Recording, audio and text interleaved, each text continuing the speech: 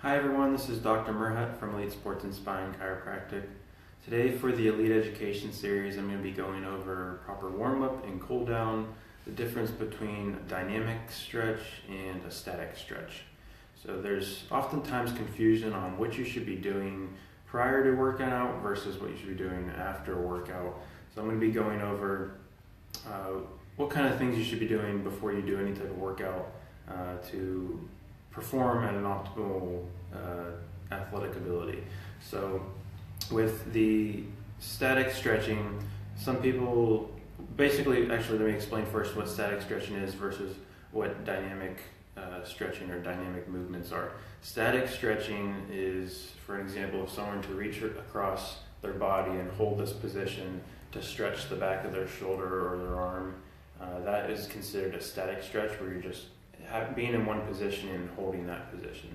Same thing if you were to bend down and touch your toes for a hamstring stretch and just hold that position for an extended period of time. That is considered a static stretch. A dynamic stretch or a dynamic warm-up consists of moving through the whole movement the whole time. So the equivalent of this stretch, this static stretch being, if you wanted to change that into a dynamic warm-up, is oftentimes what people refer to as like the Michael Phelps swimmer's warm-up, where you take both arms and you slap behind the arms, behind the shoulders, alternating each way. So that would be considered more of a dynamic warm-up as opposed to this being the static stretch. It's warming up the same muscle groups, but research shows that if you do a dynamic warm-up as opposed to a static warm-up or a static stretch prior to any type of physical activity, you're going to perform better. It warms the muscle up better, it puts it in a better state for you to perform at an optimal rate. So things that people also may confuse with what a proper warm-up is. Some people actually do a little bit of lifting prior to running or any type of cardiovascular work. So with lifting, if you think about it, when you're lifting and going through a regular workout with weights, those muscles are shortening. So if you're doing a warm-up with lifting some type of weights, even if it's just machines, things like that, free weights, it's actually shortening the muscle. So it's not necessarily appropriate to do weights as a warm-up. So you should be focusing more on the dynamic type movements.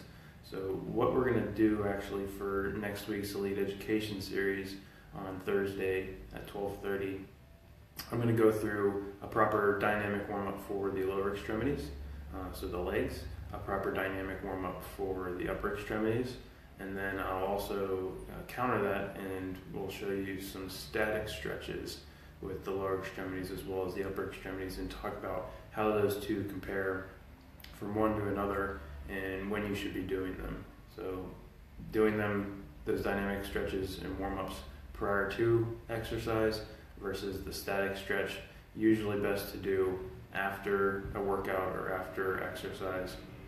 And then we even hear some people mixing the two. So some people are like, is it okay if I do a dynamic warm-up and include some static stretches within that warm-up? And it's okay to do, but it's still not the most optimal. If you want to perform the best, you're going to want to stick with the dynamic warm-up and then go through your workout, whatever you're doing, and then at the end, focus on mostly the static stretching. So I hope you tune in with us next week for the demonstration of the dynamic warm-up and the static cool-down.